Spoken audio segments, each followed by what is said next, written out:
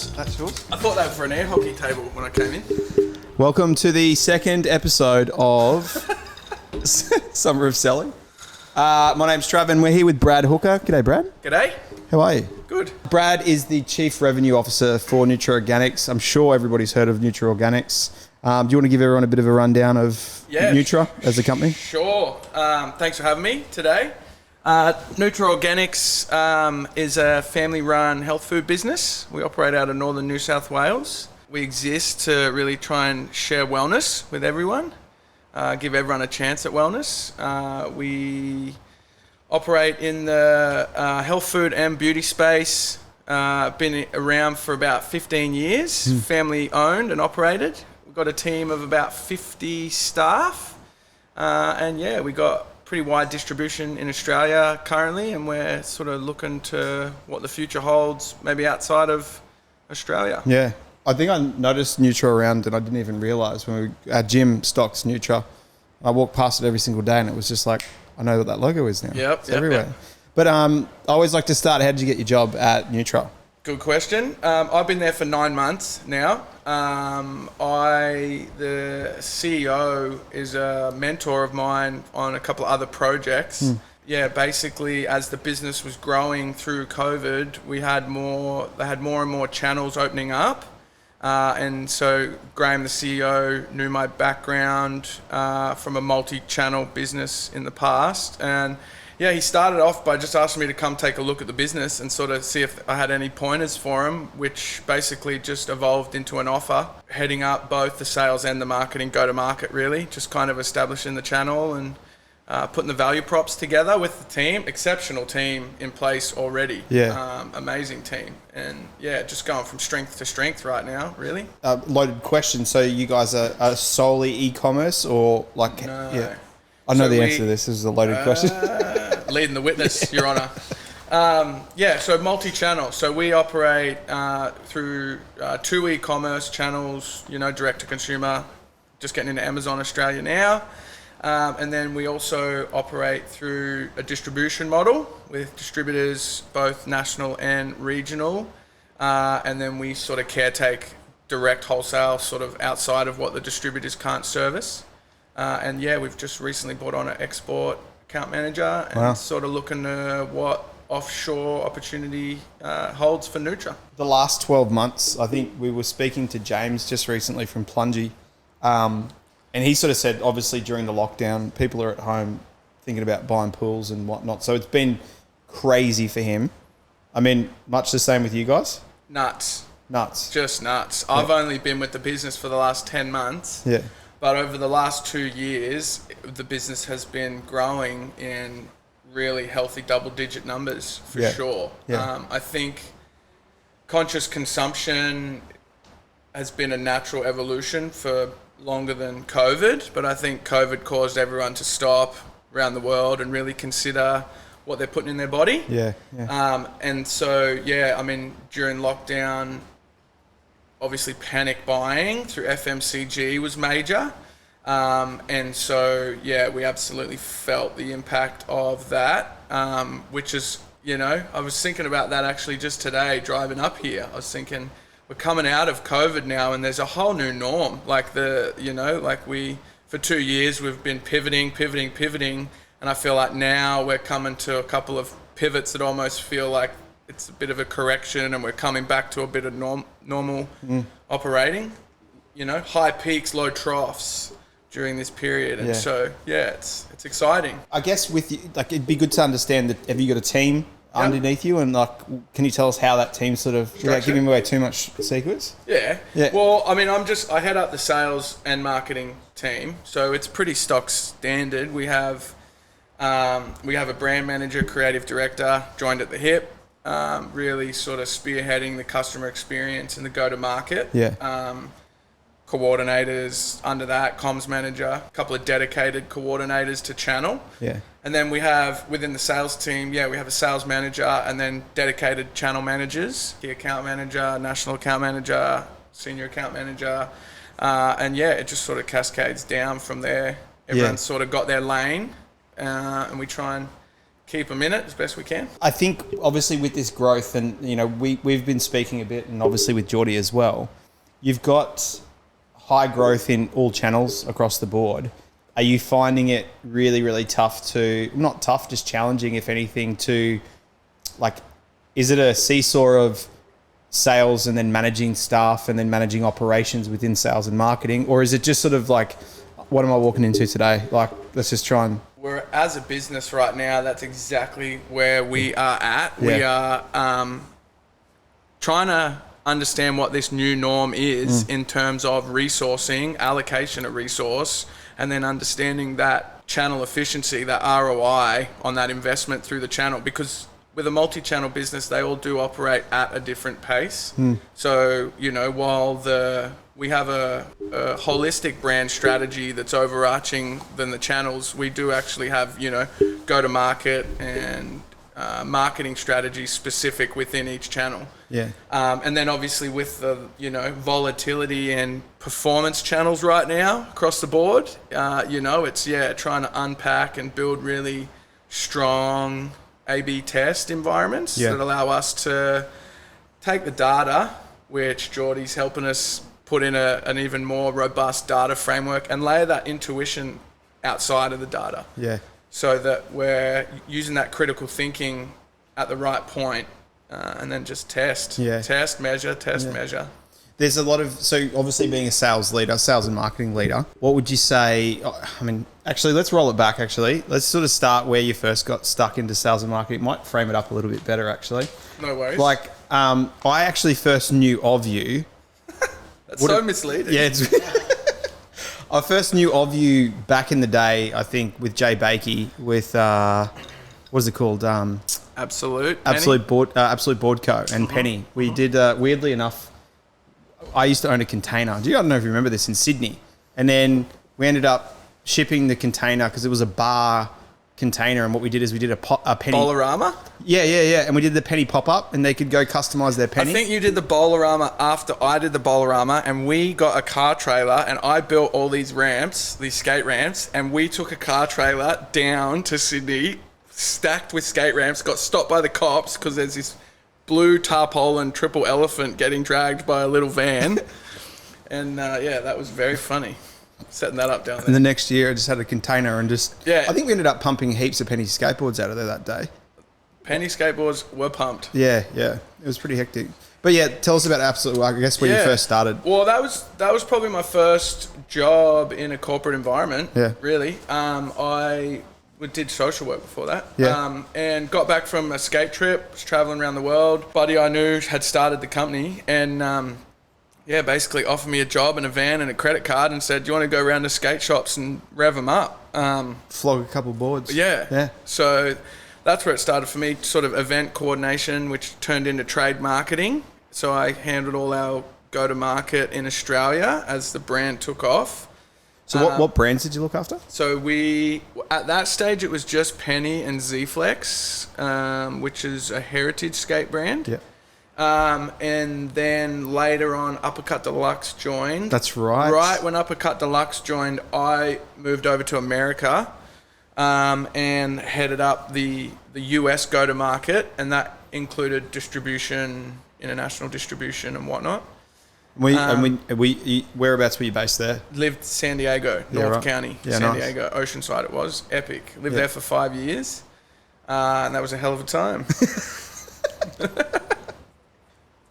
And then, so were you responsible for the distribution? Were you on your Pat Malone? Or yeah, pretty much. At first, that was another family startup. I think I like the family startup environment. Yeah. It's fun. It's fast paced. You're really building. It's corporate, but not so corporate. Well, every day you're just building too, right? Yeah.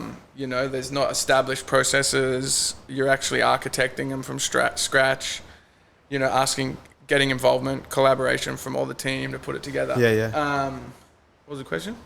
Were you by yourself? I was. We had a team out there. I went over to support. We struggled to find someone in marketing out there. And so went over. I headed up the trade marketing for about 12 months on my own. But the business in the States the life cycle America came on later than Australia for the pennies. Yeah. So this was probably about the third year of Penny. We quickly put a team together within the marketing department, but it's pretty literal. You know, we would just take the brand team was in Australia developing the broader activation plan, and we basically would just take that and, you know, go to market. So that was where I probably first started cutting my teeth in sales, working alongside national account manager, sales manager. We had some pretty big accounts over there, you know, 600 doors with Zoomies and things like that. So yeah, that's probably where I was cutting my teeth on piecing deals together and all that. And you were having sort of single stuff. conversations for all 600 stores and whatnot? Well, we were working with the head office, Yeah. and then I had coordinators that were activating out through store. Yeah. But yeah, that was fun. That was where I also started working with distribution. So that's probably where I started really understanding the channel environment, where you have to structure, you know, you have to really be thorough in your MPD, building out your product so it can it's sustainable through all the channels. And then really at that point too, as digital marketing was coming on, like this was like paid social wasn't even around at this point. Really, I think it was sort of just coming on then, understanding that value prop by channel as well, you know, like not just assuming that all channels were going to respond to the same proposition. So I think that's what the information age has probably taught us, is like those blended strategies are just old hat now. Like there's cohorts within a cohort. And so really trying to... And treat every channel as its own and its own strategy and its own go-to-market. They have to be cohesive. Yeah. Like that's the thing with the channel business. I think too often people, well, I've got limited experience, I guess. I've only worked at 4 companies, but from what I see, they think it's a blended approach will work, and it's, you know, it's just not going to work that way. Yeah. And then after sending it, you came back to Australia? Working for Absolute, that was sick. I mean, I was very envious of the work you guys did. Like, I think I was always... Well, as a skateboarder, you know, moving and living in the Mecca, you're down at the skate park and you're skating with, you know, the pros, and it's awesome. It's unreal. And with the work we did with Z-Flex... and you're getting paid for it. And getting paid for it, The penny card was pretty good too, you know. If some people happen to roll up to the bar, well, better. That sounds like when I was working at Red Bull. Like, I literally got given, like, expense account, and they sort of said, don't go crazy with it. Well, at the start, when Penny was, like, taken off, you know... I did such a good job going to skate shops in the Volkswagen van out here. They said, we need you to do it in America. I said, well, I need a credit card and an RV. And so me and 3 of the boys, we went out and we drove around for 3 months in California. That was before they had budget limitations too, you know. So they were the glory days. I was like 24 years old working at Red Bull, and I looked after all the nightclubs for all of like Red Bull consumption. Yeah. And they were saying, "Oh, you need to win accounts and whatnot. We'll give you a budget to win accounts and things like that." And I was like, "Oh, cool." And then if you need to take them out to dinner or do anything like that, I was taking people out to dinner every weekend. When I started my own business, weekend. I said to the accountant, "So what do I do when I do the hospitality?" And she's like, "Oh, you're not allowed to do that." I'm like, "Okay." That's a problem. I was. Yeah, I've been doing that. Has the law changed? It was in California. I actually another round. Another round, please, barman. While out there, we started working with a platform in high schools that was supporting fundraising out there, and basically like a digital notice board across the campus that had a marketplace attached. So we were advertising through that for the skateboards, which unlocked them asking me to come and help for 12 months on a contract as they tried to expand. I've always had a love for the digital side of things and, you know, was looking for an opportunity. So I kind of pivoted from selling skateboards to selling eyeballs in schools, and that was good, and they wanted to extend the contract, but my visa was up and I don't have a degree. Oh, they're a bit weird about that. Well, I didn't have 12 years experience. You didn't have a degree, and if you don't have a degree, you had to have a certain level of experience for every degree year, which I fell under. So you got booted. Yeah. Could you get them to sponsor you or something like that? Or well, because they weren't an Australian company, that was my first visa I had, but that was a special treaty visa with an Australian entity. I'd started a bag brand with some bros at that point, so I actually overstayed the visa. Naughty. Did you get a mark against your name? No. I did. Oh, you did? Because then I tried to go back and they said, can't do it. How long's that for? 5 years. So I reckon I can go back now.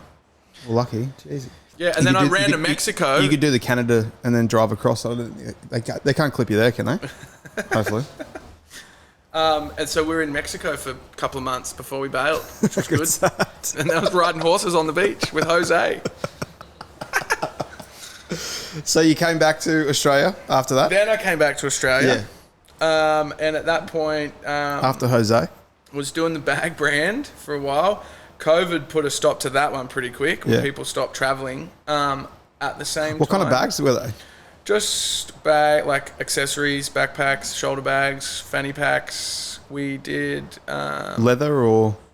All kinds. All kinds. We did duffel bags, just kind of any bags you see in a skate shop, really. Yeah. Got back to Australia and started a business with my wife that she runs today. We've got a pottery studio and a coffee shop. Nice. Whereabouts is it? We got two. For those playing at home? Yeah, we got two. We got a spot in Kingy and a spot in Miami. Whereabouts in Kingscliff? Just right on the front there. Yeah. Northern Marine Parade it is. It's the most northern suite. Is that where the Greek restaurant is? Just north of that. And there's a tattoo place there too? Oh, no, you're further south. Come 2 blocks up. Gotcha. But okay. yeah, not big.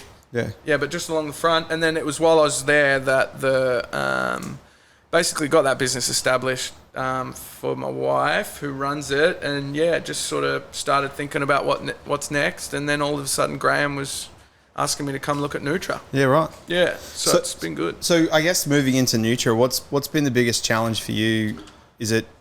It's a fairly big operation. There's a lot of moving parts, staff and whatnot. Staff has challenges. I don't think it is challenging. I think the biggest challenge is putting performance constraints around a high-growing business and ensuring that we're, fueling its longevity, you know? I think that... and that kind of is down to what you and George are doing at the moment, is trying to get idea on like the numbers so that you can... gauge what isn't working. When you're fast paced, when you're a family startup that sees this explosive success built off amazing product and determination, that can teeter off if you don't put this a framework underneath that allows you to exploit the wins and identify the growth areas. Yeah. And I think that I wouldn't even call it a challenge. I think it's exciting what we're doing right now with the other executives and the complete team. We've really just laid out the whole monetization strategy for the business, starting with what we're willing to invest and then sort of working through the funnels, through the conversion environment, and then, getting a feel for the stock turn. The skateboards moved quick for us, but that's a lifestyle product where now we're in, I'm in an FMCG category. So, there's a high frequency with our customers throughout the year. And so just really trying to, I think before you can influence behavior, you got to really be able to understand it. Yeah. And I think intuitive understanding gets you so far. To have real impact and scalable impact, long-term impact, I think you have to establish a data-driven environment that allows you to quantify that behavior. And at that point, you can start to identify areas for testing. And I was taught that the best digital strategy is continually testing. Yeah. And so that's been fun, trying to put that in to the business. It's just sick working for a family business, It's high energy, big strategy, big ideas. And so it's just about putting the constraints around those and making the main thing, I think that's much the same. So I met Geordie working at Red Bull. Were you working there when I was working there? I finished. And I reckon we should get them mic'd up, and you should have another camera. Yeah. And it's you go to the production guys halfway through. You know what he can be? You just get him a piano with glasses. He's the piano guy. Yeah. Walk that one in. That was good. That was quick. I like that. Sorry, you lost your question. I don't know. What was my question? We had a groove there. Yeah, we did. So obviously to give some context, I sort of worked, I know Geordie from working at Red Bull, and I can definitely see that it's a corporate sort of company, but I think back before it was super loose. It was a corporate company, but it was still trying to figure out its channels. It was still trying to figure out on-premise and off-premise. And, they'd sort of say, hey, here's a company credit card. Just don't spend too much money, please. And that was but then we definitely saw the company mature to a point where we're like, ugh. And what you got to do at that point, sucks. what's really important is you don't lose the temperature, the people culture temperature. And that's probably a big topic within our company right now. It's how do you maintain that balance where there are people that have built this brand, family members, that have sacrificed huge things, team members that have been there for, a decade, built this thing. And how do you continue to evolve the brand while maintaining that people and culture environment? And I think that's just as much as important. When you think about team management and resource management, it's about making sure that you're creating an environment for them to thrive, and pivoting. That's valuable to us as an executive. Do we get it right all the time? Absolutely not. But, being conscious about creating an environment where these people can thrive, the team can thrive. You know? What are some of the stuff that you do to sort of, I guess, promote that sort of culture and make sure you don't lose that? Because I can kind of feel it here as well. When shit starts getting real hectic, I'm like, fuck, I just need a break. The first thing I do is that I'm a real heart on my sleeve kind of fella. And through coaching from the team, even, in those high pressure environments, remember that, this is all meant to be fun, and go for the walk, just clear your head, don't carry it so tightly, I think passionate, excitable people who, can make change from nothing, carry that. So that's one. We really try and encourage the team to disconnect. You'd be able to disconnect from it. I mean, it's 2 ears, 1 mouth. That's people and culture right there. You got to listen. You got to absolutely listen. And you have to be humble too, I think. I think that's a big thing. And I think all this is what sets up the revenue to succeed, you know, create an environment where these people feel part of it, collaborative decision-making, critical thinking. Because you'd even have, I reckon, for us as an agency, right, we sell our time. So our people are everything. It's not our systems or processes, it's the people that we have. You almost have the product and the people, because essentially, from a sales aspect, that's what they sort of deal with from certain channels. But the product is probably the hero when it comes to the other channels as well. Correct. Well, I try and tell the sales team that people buy from people. So humans.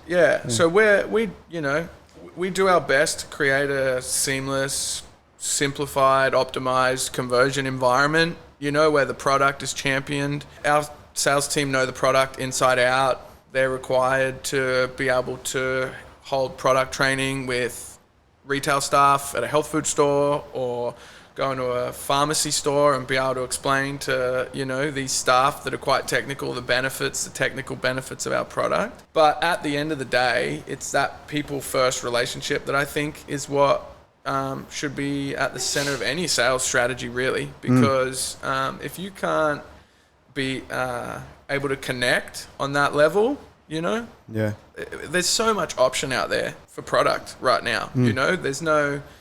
There's really no unsaturated market. And so at that point, you got to start looking to these, not only the value prop that your product gives a consumer or the occasion the consumer has to buy it, but the trade connectivity that has to happen as well for that product to be in store, So that's nothing new. That's not a new philosophy, but I think it's just as important today as we go more digitized and, conversion environment handling the actual sale. I think it's, for us at least, we try to make sure that, the people are finding out about the other people and actually, building that relationship with them. We don't have on-road reps. Our distribution partners have reps in the field. That in-store presence is really critical through FMCG environment. It's very valuable real estate. Our distributor reps will merchandise and visit the stores and keep that good. But, those retailers also want a connection with the brand for various marketing initiatives or whatever. So yeah, we try and link with them, make it fun and enjoyable, and that's lighthearted. If I go back to my FMCG history, that's kind of what happened when we were at Red Bull. So Schweppes kind of took on as a distributor, and then all of a sudden it got bigger and bigger and bigger to the point where once that contract ended, then we actually were representatives of Red Bull. We weren't working for Schweppes. Right. Because it kind of got to a point where we're like, do we hand off the brand and the look and the feel, the personality that they've got with a company that's sort of selling 4 or 5 different products? Or do we go in there and saying we're Red Bull, build up the relationship, we get training in it and that sort of stuff, which might be the next logical step for you guys once it sort of starts to go higher and higher and higher. Yeah, it's a trade-off, right? Because the brand is bigger than any one role as well, and these people are building this connection with the trade and the channel that might not be there for a long time, but I think that, I think we still emphasize the fact that, handshake deals, family business, when we say something, we're there, we show up, we're on, and I think that matters. You guys have such a strong brand. Like I mentioned Nutra to anybody. Yeah. Sel, who is coming on at some date, I don't know when, but he runs Sprout and Combat, and sort of the second you mentioned Nutra, he was just like, fuck man, those guys are solid. Those guys are good product, good brand, good communication. Everything they do is solid. Again, I can't speak highly enough of the team. I came into a team that was already, kicking goals. When I first came on, I obviously, I want to immerse myself in customer opinion and try and get a feel. You get the, you ask the team what's the state of play, but you really get the feel when you start talking to customers and trade partners and all that stuff. And yeah, the first things that come to mind is quality product and amazing content. And I think that's testament to our founder, Mark. He's always pioneered with product. I could tell you story after story of him, grabbing this thing by the horns and being ahead of the curve, and, when no one's doing things, staying fixated on the means to the end and innovating, and that's where our high quality product comes from. And then credit to the family and their friends and extended family who came in and started putting the content and the brand play together. And it's just, it has such beautiful synergy, and it's so wellness focused, and unique. The girls are forever coming up with new ideas, and it's a pleasure to watch. Just a question that I had is going back to the owner when he first. Do you know how it all kind of like? How did it all start? Well, it's hectic. Like it's an age-old story of tenacity and risk reward. So Mark and Dales, they own the business, and they started the business with their 2 daughters. And so 15 years ago, it had a different name, E3 Health Matrix, I think it was called. That's good. That's the future. I told him we should bring that one back. I said, let's bring E3 back. And just I think in time it's for the new Matrix movie. Essential elements. But I mean, this guy's ahead of the curve. He's like seeing, like, this is 15 years ago. He's like getting, like, organizing creates this Super Greens and Reds product where it's like all natural, everything you need packed in one powder. What's he doing? This is in his kitchen, or? Well, no, he I think his family had operated in the space before. Like, his brother, I think, owns a distribution. And so they like sold the house and made a run of product and like fully all in, like had this, just wanted it, and he pounded the pavement. He was out there. It's a classic story of a founder, doing what it takes to get it going. And, that product became a staple, and then they were heading to a trade show, and, he's sitting on a plane with his wife, and they're looking at a magazine and they're seeing a soup, I think, and he's like, we got to do a broth. How is there not a natural, no synthetic, quality broth? He calls up, contacts, and everyone's like, nah, it's not going to work. It's not going to work, not going to work. And he's, That's what Nutra's known for, the broth. Like, that's what everyone seems to do. Oh, and that was a pivotal point for the business. I think actually that's when he did the house move, but just all on the line, and the family's all in there today. Like, it's so sick to see people that are just that committed. I think that everyone wants a quick buck or whatever, and they've just stuck it out and stayed true to the purpose, and I think it resonates, you know? Well, my first business I had, I went in, I was kind of super young. I was like 25 or something. And something stuck with me with what you were saying then is that when I sat down, me and my business partner at the time were just signing away this thing. And we're just signing it away. And he goes, he was like an old lawyer, very, very old lawyer. And he sits there, he goes, so you guys, what are you going to do? I said, we're going to create an agency. He goes, oh, go on you boys. Good on for giving it a crack, eh boys? Get out of here. You know, that's all about, giving it a crack. Just having a good old crack and just see how it goes. So much of what you... can't scratch my ear, eh? Yeah, you got that. So much of what you learn, you know, comes from that commitment to giving it a go, I think. And, yeah, I think that's testament to the crew there. And we try and maintain that energy today, you know. Like, no one's too big to do anything. You know, Darlene, Mark's wife, if she's not making lunch for everyone, she's in the warehouse helping pack, or she's writing handwritten cards to go in an envelope, you know, telling the person on the other end, you know, thanks for the support, we believe in you. Yeah, I actually feel really privileged to have come in and be able to help just put in some structure and... learn a bunch of stuff along the way too, and take what you've learnt and help them as well. Yeah, for sure. It's all collaborative, right? Yeah. Obviously, this is around selling. Yep. It's in the logo there, at the bottom there. A few things we always sort of speak to clients about is the sales teams that you've got. The sales teams that you have, sort of managing those in KPIs, are they required to hit certain revenue targets, and are they rewarded for those? And you don't have to answer too much if you don't want to, but are there certain targets? Are there bonuses? And is there, and how would that work for you? We're implementing that right. Well, we're putting together an architecture for that right now. We're finding there's a correction right now on where the business is heading in terms of sales goals for the year. You know, like that high growth that we've seen over the last 2 years is probably coming off. We've still got an amazing year on year already today. And so that's what I'm doing with the executive team now and that ties to this data framework that we're building with you guys, is really putting some controls in place to understand that forecasting and put that methodology behind it, rather than just new product, drop it in the market, see how it goes. Send a couple of emails. Here's a couple of social posts. Yeah. So today we don't have the KPIs, and the team's focused on pushing the brand off that passion that's spearheaded from the energy on the founders. But we also, again, understand that, you know, we want to find more ways to motivate, you know, performance motivation with the team. We have, we do receive bonuses from the family, and right now it's a collective KPI on the annual target. That's sort of what we're working back now. And, you know, I've operated in an environment before where there's been short-term incentives that have been get you really fired up and focused for those stretch goals. Yeah.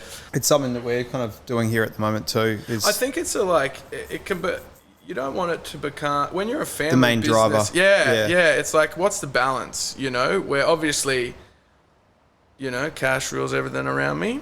For sure, but I think, you know, we're a business where it's more than that. Our sales team's motivated by sharing wellness. You know, like we have a complete female sales team, which is neither here nor there.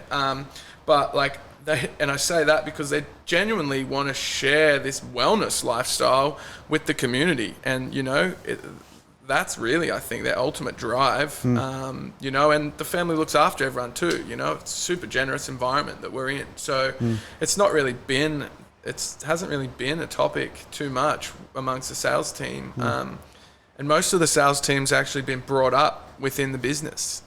You know, so yeah, their commitment sort of comes from different areas. And that's sort of why we're framing it up. We're sort of, you know, we're finding that our methodology is more to a shared goal, with, you know, maybe some sort of smaller breakpoints that might be personal related, more department and channel related. The next, obviously, with everybody coming out of sort of lockdown or whatever, you're in the bubble, so you can come across, doesn't matter. Yeah. But what's the next 12 months looking like for you? That is such a good question. Honestly, we're trying to operate on really short feedback loops right now. It's that dynamic. Well, it's just so, like, collagen's another huge product for us, And that market is just every week. There's more and more collagens coming out. What was the catalyst for that?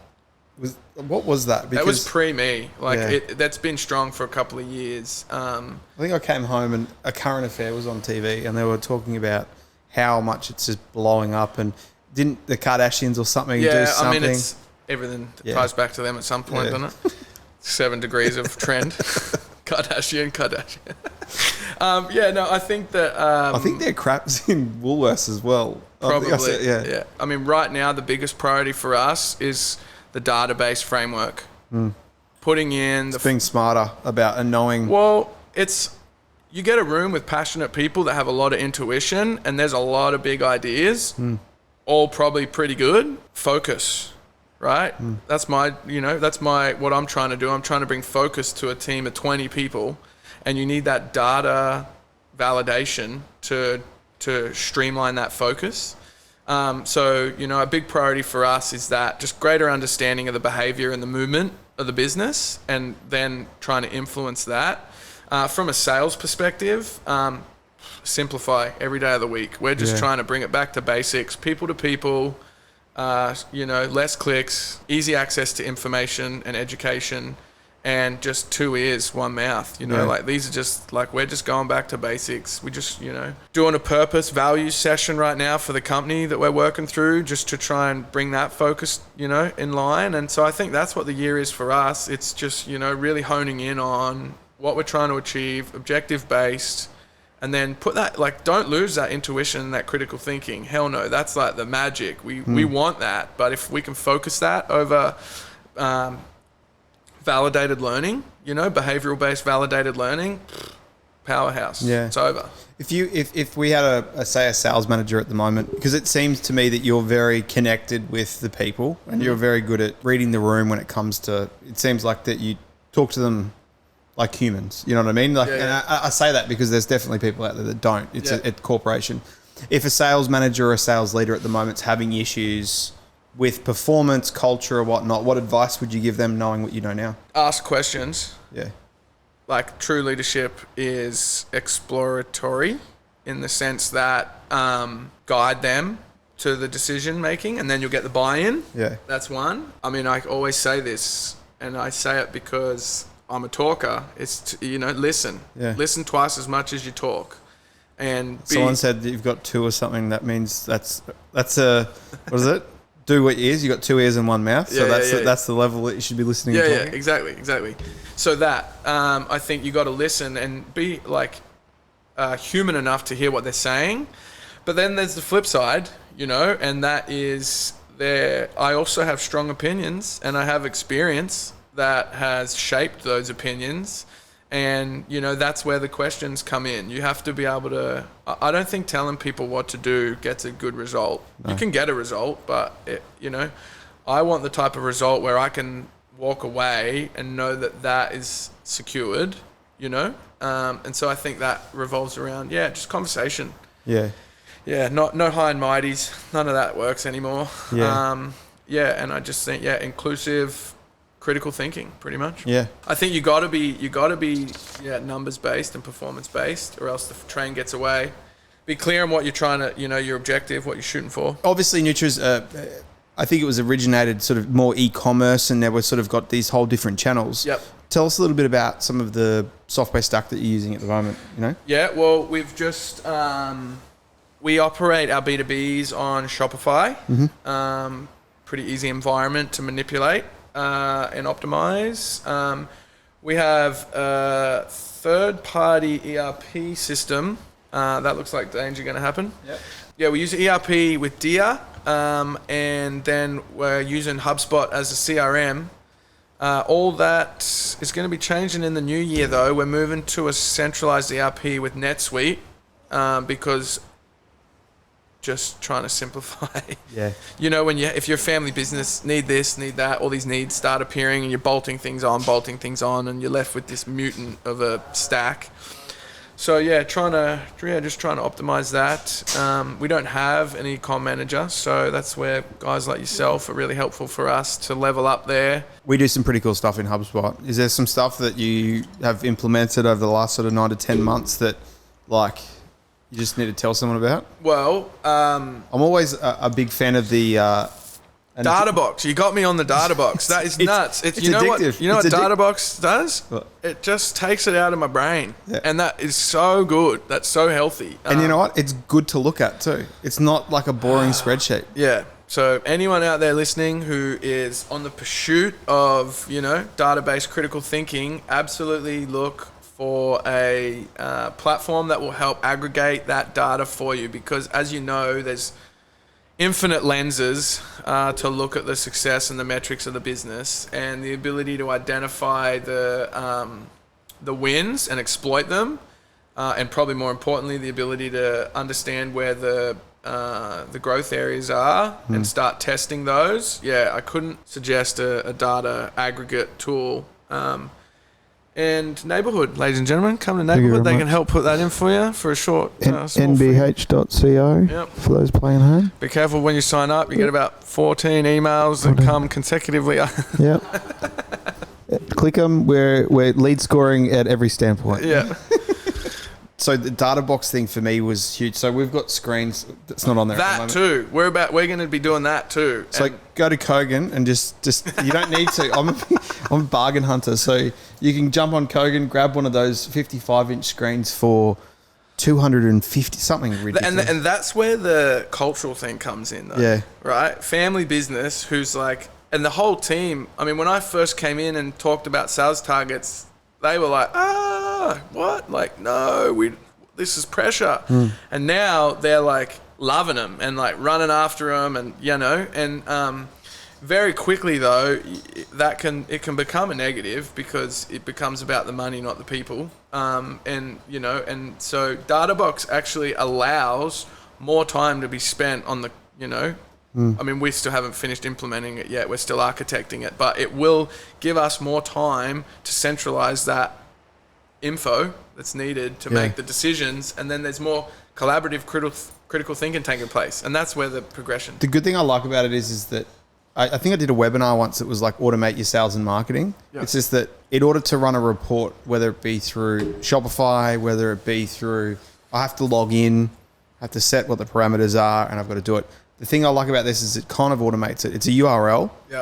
and then I can just go to it and I can set goals. I can set whatever I want to see. Yeah. I mean, we set one up for Kim and Jessica at AIF here.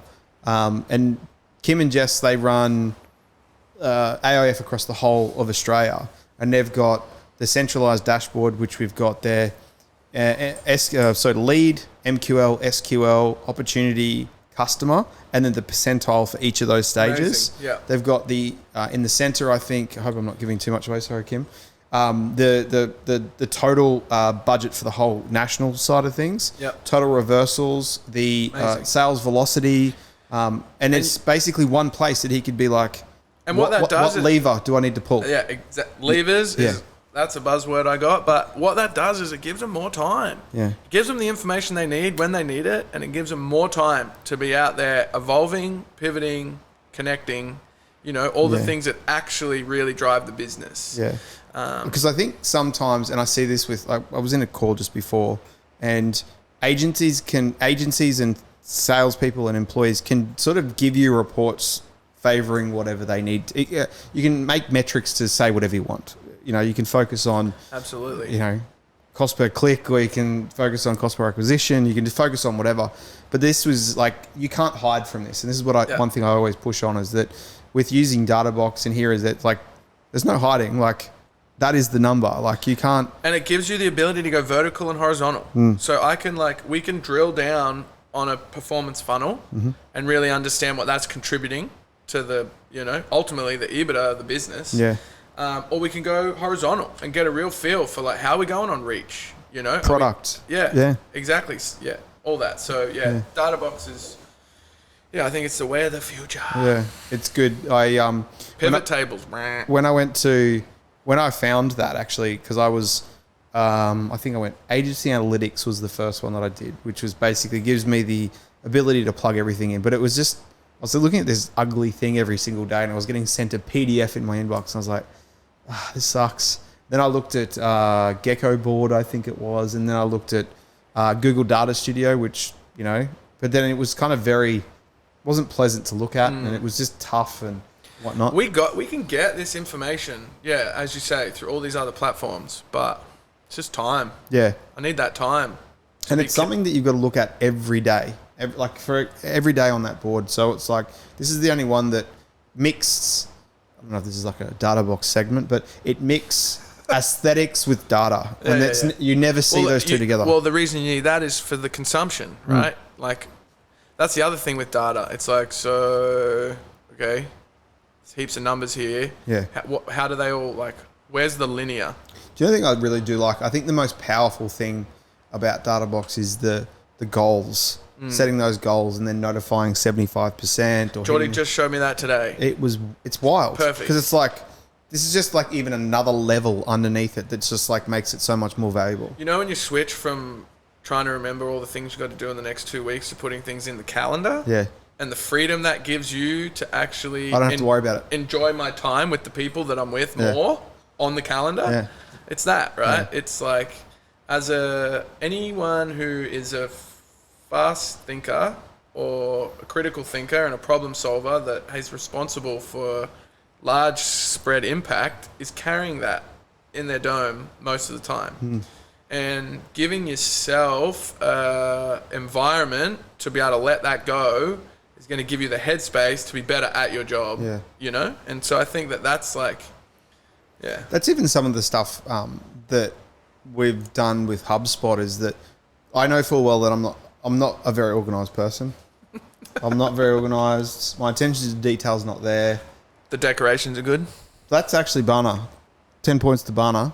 I know that I'm, as a salesperson, like good at talking, good at building relationships, good at all that sort of stuff, but I'm not very good at that attention to detail when it comes to make sure you have a follow-up email that has all the dot points, the next steps and stuff like that. That's just not me. And I know that I can't be good at everything. You know, even using HubSpot for I don't know if Jordy's rolled this in with you at all, but the whole back burner stage. All that, yep. Like that for me. It's insane. That for me was just the biggest, like, holy shit moment because... Think of all the cash that falls off without having those disciplines in place, those personal disciplines. 100%. And that's the power of the digital environment, right? It's rigid and it follows through once it's architected. Yeah. And for those playing at home, so the back burner stage for us is if somebody's not prepared to sort of sign right now, or they said, hey, we're just ready in a couple of months' time, naturally, like back in the day, I would have been like, cool, no worries. Go to the calendar, put a calendar thing in there, say, okay, contact Brad, in 3 months' time, and then that would never happen. I maybe did it once or twice, but I'd write it in my book and I'd never look at the book again. The back burner is that we set up a date prop. We're talking about the back burner here. Love it. welcome back. Such good. Welcome back. Burner. No. Not gonna. No, okay. He's shy now. He's gun shy. He's gonna smash the wrong Give one. me it next time. We just set up a custom date property in the deal properties, and then made it required. So as soon as it hit the back burner, it required a date, then a workflow that basically notified us 2 days before that date to reach back out to them with a task or an email. Yeah. The value. What? There's so much headroom there. What? And there's even more that we could do. We could, nurture them a couple of days beforehand and do all that sort of jazz. But that for me was just like, you know what? That is, I know that I've won like 5 deals from that. And that probably took us maybe 25 minutes to set up, if that, not even that. Like it's wild. And again, I think the value there is the disconnection for you at the end of the day, Any person in responsibility is 9 times out of 10 carrying this shit. Yeah. And Well, I think that it's even like setting processes up for me. Like I know that attention to detail is not there. So my required fields to move into the next deal stage are what is the expected date of decision? What is the next date for meeting? I know full well that I can't move that date to that stage until I answer that question, and that just helps me go, oh yeah, cool. Let's just we've got quite a product spread, and we're obviously in health food. We got health food products, we got skincare products, we've got merchandise items, and so what we've been able to do is set up primary, secondary, tertiary products, and then even within a direct wholesale channel where there's 10 different categories of wholesale channel. identify primary, secondary, tertiary That's product opportunity with automated upsell. So my reps now dial up, pop in the contact that's on that. They don't even pop it in. It's popping up for them based on the last time they set the follow-up, which is also automated off the reorder cadence of the shop. And, now with our CRM, we're tracking what they've been ordering, and we've, my sales team's equipped with the most direct upsell relevant to that category, and that's all headroom. That's all cash at the end of the day. Is that the stuff we're working on the other day? The little kickflip, yeah, because it was like, if they've ordered this and not that, then say this. But if they have ordered this, then they'd say that. Correct. That's just money for jam. Exactly. And that's the tip. It's just it's just sitting there, right? We get that, we're going to get that. And then we're going to keep progressing past that. But, that's just within like couple of months of us, setting this stuff up. So, I think for anyone listening out there, I think it's about, if you want to talk scale, it's about giving yourself, creating a digital environment that gives you the ability to disconnect of an afternoon and a night time, but while also understanding that you're putting your best foot forward when you punch the clock the next day. Yeah. I always say with this sort of stuff, I'm not sort of pushing, we use HubSpot, but always step back with what you think is being hindered by technology and be like, what is the best case scenario? Best thing you said to me was, if someone does it twice, we're going to automate it. Yeah, and that's, for sure. Yeah, I'll remember that for a long time. Yeah. Yesterday to somebody, it was a random person. Oh, it was, in our call yesterday, was people didn't show up to the demo when they had demos. And I was like, automate that. Automate the rebook. As soon as that goes in, drop into the no-show bit, then start peppering them with emails or text messages saying, hey, looks like we've missed you. Click on this link to rebook the time, rebook it in, move the deal automatically back to demo. And then all of a sudden, all they've had to do is move the deal card to no show, and it's in the background trying to rebook them without you having to do anything. And what that's doing is giving more people-to-people time. Yeah. Because then my reps are focusing, that it's warm in the ice for the rep to then come in and just, be the hero. Do you know what's funny? At school, I was the lazy one. Definitely didn't do my work. I've got an OP24. It was terrible. But I would look at ways to simplify what I did, and so I didn't have to do it. For sure. I think I just now got given a tool that I can do that as my job. Good say. And now I'm just giving it to everyone else. Hey, you lazy at work? Let me help you out. Well, but what it's doing is it's causing the sales team to focus, unpack the customer need, and then put them in the pipeline that solves that need. And that's what I'm talking about. Back in the day, we just needed an overarching wholesale go-to-market strategy. Well, that's going to give you weak results. I got 10 channels in the wholesale group, so. I'm going to pitch a premium grocery store a hell of a lot different than I'm pitching a beauty boutique. And, it gives you that ability to focus on the need that customer has, and ultimately their customer has, and celebrate the products that solve that. I also think it's insights to sales enablement tools. For example, Mark Tanner, who's going to be with us, I think in the new year or whatever it is, He owns a piece of software called Quilla. And the big thing for me was, when I send out a proposal or whatnot, I don't know what you're going to come back with. Is it too? I should have pre-qualified you. I should know that the price is right, the goals. But that next phone call that I'm going to get from you, it could be anything. And I just want to make sure I'm prepared as hell to make sure to be if it's price, I want to make sure I drive the value. If it's understanding the scope, I want to make sure that I've got that ready for you. It's just to drive trust, but it's also to sit there in all, from a commercial standpoint, it's to get the deal done, but also it's to drive confidence with the person that these guys are the right guys. The thing there is, the big fella, Mark Tanner, the good thing, we've moved to starting using Quilla now, is that I can see how many seconds you're spending on every single little page to get a really good idea. And the other day I had somebody come up and, we just need to chat about it. I was like, okay, cool. Before the call, or way before the call, I went in and I just said, how much time are they spending? And they were spending a lot of time on the actual scope page. And I was like, I haven't done a good enough job in communicating what we're going to be doing for them. So beforehand, I prepared case studies. I prepared phone numbers from ex-clients. So all of this other stuff. And then as soon as I jumped on the call, I was like, look, she said, "Oh, look, we're just unsure if this is for us." I said, "Look, because I had an instant answer, they were so like, this guy's on it, this guy's got it. But it's only because I had such precision around, I know what this is going to be. And, if they're spending more time on the price, I know that, like, either one, it's going to be too expensive and I haven't done my job properly, or two, I'm going to need a bit more explanation around why is it this price specifically. Yep. Some people are going, you're the expert, I trust you, and then that's really good. But some people just need a bit more handholding to be like, I just want to make sure that this is the right decision for me. So the tools that you're talking about. Yeah, and we've done the same thing. So, we've got these narratives put together. It's probably less, we probably don't send pitches out as much as what you guys do. But, and our team needs to be aware of read these nuances on the fly. But we've tried to create the same architecture where those value adds and those value propositions, through the HubSpot environment are right there available for them. Yeah. So they can focus on being present, on the call with the customer, hearing what that need is, solving it on the spot, and giving them a call to action. Yeah. So. The other one we've got for that is Avoma. I don't know if you're across that, but I think I'm like you. I'll go on a tangent and I'll be like, actually, what are we here for again? And what I found is that at times I'd be writing stuff down and I can't read my own writing. So when I get off the call, I'm like, that's just porridge. I can't even see it. But when we met... Or when you start abbreviating the word and you just like, the first letter and then it just goes like... Some people go up to the whiteboard and they're like, what the fuck does this say? Yeah. I'm not allowed the whiteboard at work.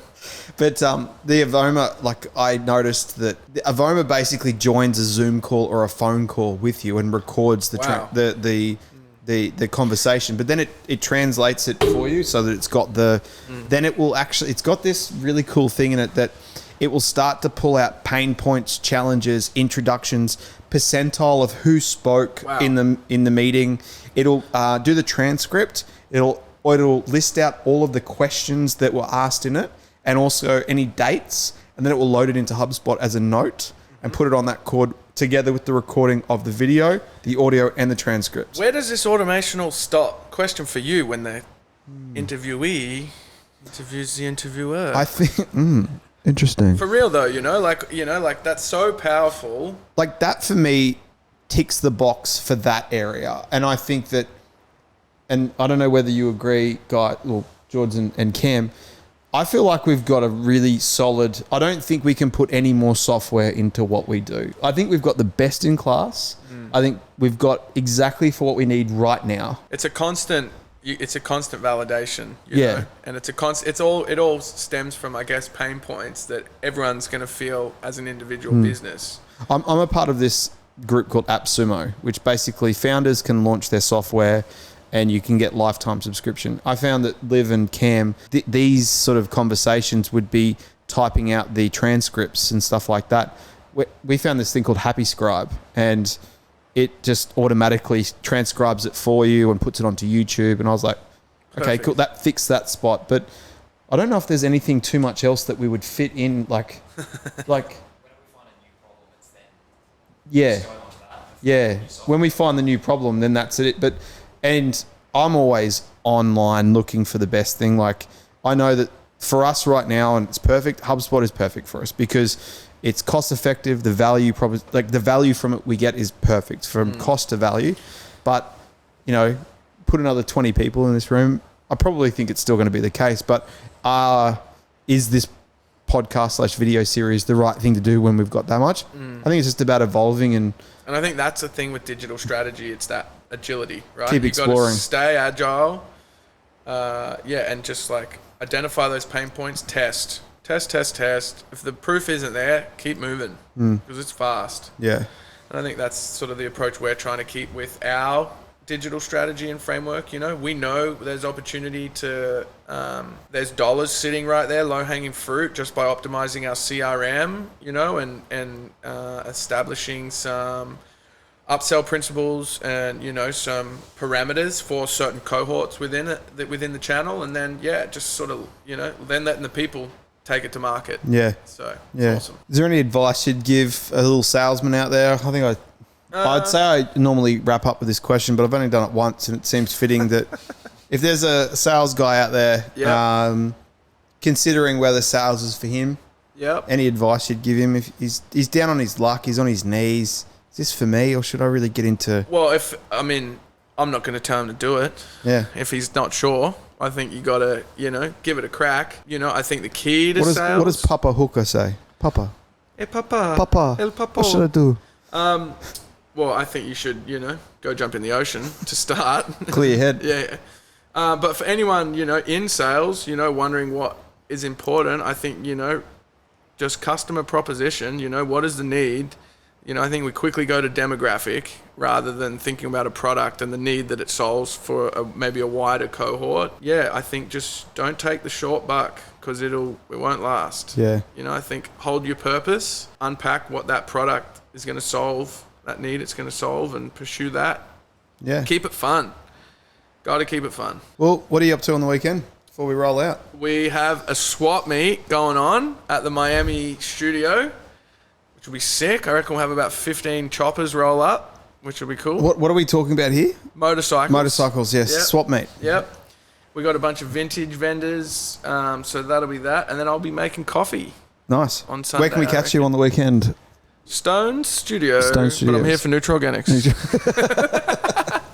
Let's get that logo changed.